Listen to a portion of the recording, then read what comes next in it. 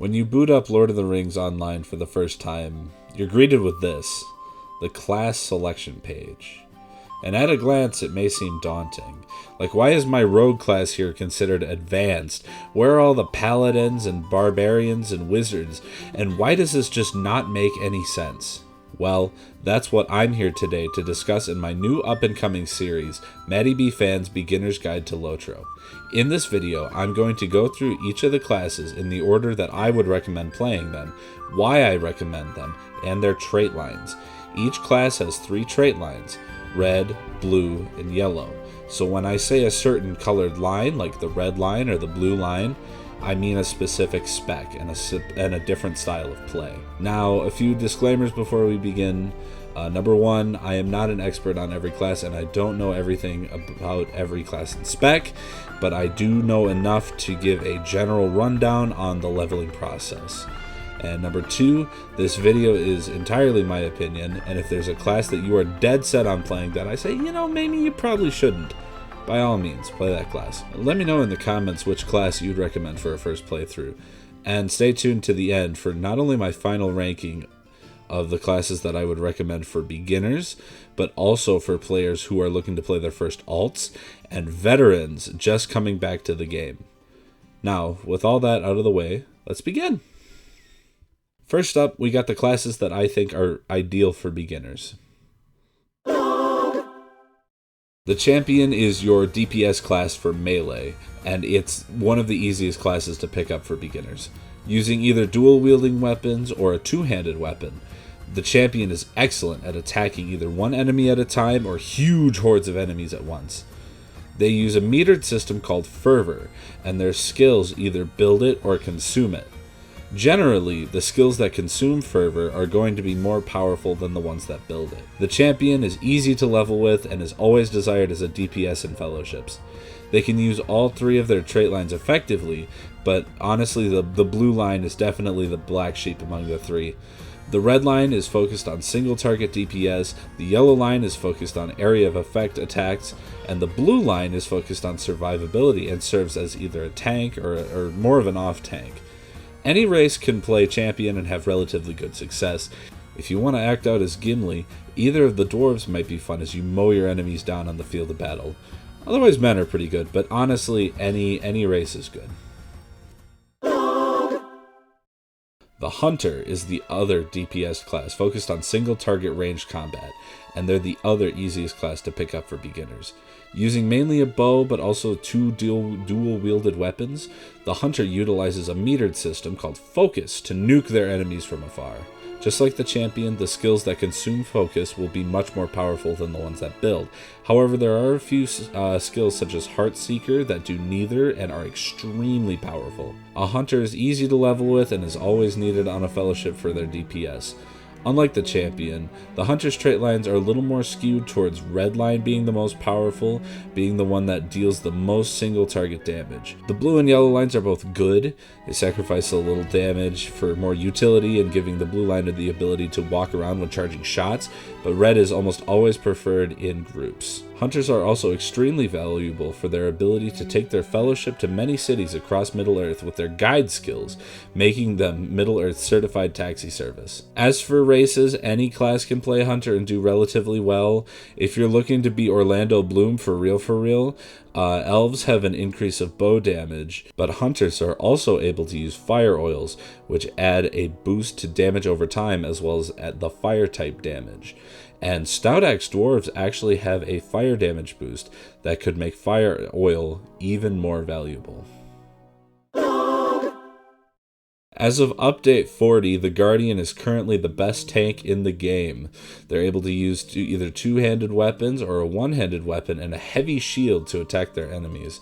Besides your standard skills, Guardians use many reactionary skills such as shield bashes when scoring a block and sword skills when scoring a parry. They also have a lot of utility options to get the attention of multiple foes and keep not only your fellowship but yourself alive. The Guardian, unlike the previous 2 classes, only has 2 primary trait lines to pick from. This was a recent change, but makes the role of the class much more defined and easier to identify. The red line is the line used to level with primarily, using a two-handed weapon to deal great amounts of damage to your enemies with bleeds and parry reaction skills, whereas the blue line is the line that you use in groups, where you use a sword and shield to protect your allies and keep the attention of the enemy on you. The yellow line is able to be used by either line and acts as a support line, granting more protection or attacking power depending on what's needed by the player. The Guardian is also able to make an acorn to give to another player so that they can call you whenever they're in trouble. As for races, any can play the Guardian and all are good. I mean, men are good, either of the dwarves are good, everyone's pretty good, man. The Minstrel is an amazing musician that can use their songs to either inspire his allies or hurt his foes' feelings. They wield a one-handed weapon, a shield, and an instrument of their choice.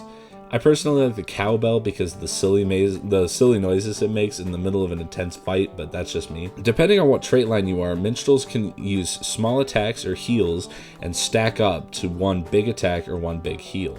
They're also capable of buffing the fellowship before or during a fight. Like the Guardian, the Minstrel uses two trait lines with a third used for support. The red line is your DPS line, using big damage to wipe your enemies off the face of the earth. It's good for leveling, and it's actually also good in groups. And the blue line is the healing line, using heals to protect your allies from the imminent and constant threat of death. The yellow line is able to be accessed by either red or blue line and provides the ability to buff your allies and make them stronger. The Minstrel is able to be played by any race. I would personally recommend High Elves if you want to be optimal because of their increased light type damage, but again, you can go with any race and be successful here. Finally, the Rune-keeper relies on rocks, both big and small, to either clobber their enemies with the power of fire and lightning, or prevent their friends from kicking the bucket horribly. They wield different types of rune stones, a completely unique weapon type to them. Rune-keepers utilize an attunement system that swings left or right depending on what your skill does. If your skill heals, the bar will swing left, but if your skill deals damage, the bar will swing right. There are many finisher and utility skills that will bring the bar back towards the middle. All three lines are viable, but I feel that red and blue lines are preferred in group content, and then the yellow line is best to level with. The red line is a DPS line that uses fire so that you can stand completely still and roast your enemies alive. It's a lot like Red Hunter in that regard. Blue line is your healing line that keeps your group from suffering and crying like little crybabies. And finally, yellow line is another DPS line that sacrifices a little bit of DPS for the ability to run around as you cast massive lightning bolts and debuff your enemies more than the red line. As for races, you can play with any race on Rune-keeper except for hobbits. Oh, poor hobbits. And any will do you good, although again, stout axes have the fire damage boost, and river hobbits have a lightning and frost damage boost. Again, it doesn't really make that much of a difference. Also, I'll be honest, Epic Conclusion has the second best attack animation in the game. Don't even at me right now. Next up, we got the classes that I could see new players using and getting the hang of with time. In this category, we have the Captain, which may seem kinda odd because captains seem extremely simple on paper. You either have a two-handed weapon or a weapon and a shield, and you can either deal tons of damage, you could be the second best tank in the game, or heal for completely reasonable amounts of damage. Kind of a jack of all trades in that regard. You also get tons and tons of buffs to make your life easier, but I feel that once you have all your skills, you're going to have to do a lot of reading as well. Figuring out how to play Captain consists of reading every description and figuring out what goes where and how your rotations work.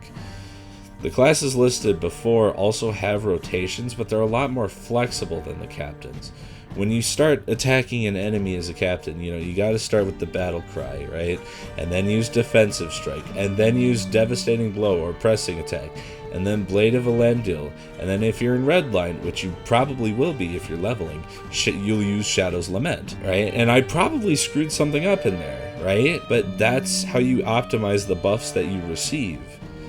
Captain is my favorite class at the moment, but I wouldn't recommend it outright to a beginner if they're not prepared to sit down and figure out how the class works on top of figuring out the rest of the game's mechanics. As for races, Captain can be played by men, high elves, dwarves, stout axes, and river hobbits, and any will honestly do you good. If you're looking to tank more, maybe dwarves or stout axes might be good. Otherwise, high elves with their increased light damage would be good on redline. Also, not only do captains have the ability to summon anybody in their fellowship at a certain level, Gallant Display has the best attack animation in the game, and you cannot change my mind on this. Also in this category, Brawler just kind of showed up. Honestly, I wouldn't recommend buying a class as your first class, but if you're insistent on beating the shit out of your opponents with your fists, then by all means be my guest. Brawlers use battle gauntlets to deal massive damage to their opponents and have many skills that buff themselves to be even more effective to rearrange that little goblin's face over there. The Brawler uses a metered system like the Hunter or Champion called Metal, and building Metal grants you a huge attack boost alongside granting access to finisher skills, but these skills will leave you weakened, so gameplay is often a delicate balancing act between these two perks. The Brawler serves as either a DPS or a tank or an off-tank, and both are valuable in group content. They were actually the first class to only have two primary trait lines like the Guardian and Minstrel when they were released in a recent expansion called the Fate of Gundabad. The red line is your DPS line, focused on putting out as much damage to that poor little goblin as humanly possible, and the blue line sacrifices its damage output for the ability to keep that goblin focused on you so your friends can swoop in and shoot it to death or something, I don't know. And the yellow line is a utility line, granting more damage and survivability. Any race can play the Brawler, it's just a matter of what you want to look like when you're on the front lines fighting for your life. Also, I just want to point out that the Brawler also has like one projectile attack, and it's literally a mug. And I swear to God, over a year and a half later, it still makes me laugh. It's so funny. And finally, we got the classes that I wouldn't recommend for a first playthrough. These classes often have complex roles in Fellowship that require more reading and thought and experience. First up, we got the Beorning, a class that I think is really cool because of its ability to turn into a bear. Using dual-wielded weapons or a two-handed weapon, you have many skills in both man and bear form to attack with. It's unreal. It functions virtually the same as a captain, so why wouldn't I recommend it to a beginner? Simple. Beornings have Wrath, a mechanic that fundamentally sets them apart from the rest of the group. Wrath is a system that replaces power, and instead of worrying about it running out, your worry now lies in not having enough. When you start a fight, you have 0 Wrath, or maybe 100, I don't know, and your arsenal consists of attacks that either build or consume Wrath. And while it's fine to stay in either form, generally speaking, man form has more attacks that build Wrath, and bear form has more attacks that consume Wrath. It's kind of like Focus and Fervor and Metal, just more defining to the character. With Update 37, all 3 Beorning lines got changes, making one like okay, I guess, and the other 2 like fantastic in groups. The red line is all about DPS and doing as much damage as you can in bear form. The blue line is all about tanking in bear form with as many shouts that'll keep the enemy on you. And finally, the yellow line is all about healing and has historically been one of the best healers in a raid, but I think now is more geared towards Fellowship content. Burglars are the slippery bastards of your Fellowship that most of the time you're not even sure exists, even though there's a 6th member of your Fellowship right there, I swear to God. They sneak around with 2 one-handed weapons, applying debuffs, and generally just being a pain in the ass. It's even based off of the man himself, Bilbo Baggins, right? So why wouldn't I recommend him to new players? I believe Burglar is one of the most frustrating classes to solo in the lower levels. Seriously, if you don't believe me, go make a Burglar right now and tell me how long it takes you to get to 20. Even in a group, it feels like you're flailing your arms about and running around like a chicken with your head cut off until you get most of your toolkit. Like, I want to like this class and say I've brought one to endgame before, but I personally have a long list of Burglars I'd make, get frustrated with, and get rid of. But anyways, Burglars have 2 viable specs and one that relies way too much on RNG to be insanely good. Yellow line is the most desirable in group play, focusing on debuffing the enemy and just all around being a pain in the ass. Red line is your DPS line, focused on dealing a ton of damage very quickly, and blue line sacrifices some consistent DPS for more DPS, but only sometimes, and you have to gamble your life savings away. As for races, either the hobbits, elves, stout axes, and men can be burglars. And again, any class is good, but personally I'd have to give it to the river hobbits because of their dagger damage bonus on top of the one that the class already provides for you, as well as the elusive catch skill, which raises stealth and parry rating. Woo! But Matt, no. Why would you put the cool pet class in the section you wouldn't recommend? I want to play as Gandalf with a pet. It's not fair. Well, that's sucky, ain't it? Listen, in all my years of playing, I've just never been able to get the Lore Master. Honestly, it's almost like my cycle with Burglars, but instead of getting to like level 20, I get to level 50 because the dopamine of being Mr. Button Clicker Jones, you know, that lasts for longer. Generally, Lore Masters are wanted for 2 things, either being a discount nuke or a support class. Notice the word discount in there. Your overall DPS will sit a lot lower than other DPS classes because, again, that's not your primary role. Lore Master might be one of the most popular classes in Lotro, but that by no means makes it easy to pick up. Yellow line alone has so many buffs and debuffs that, like, looking all of them on the wiki just makes my head spin, man.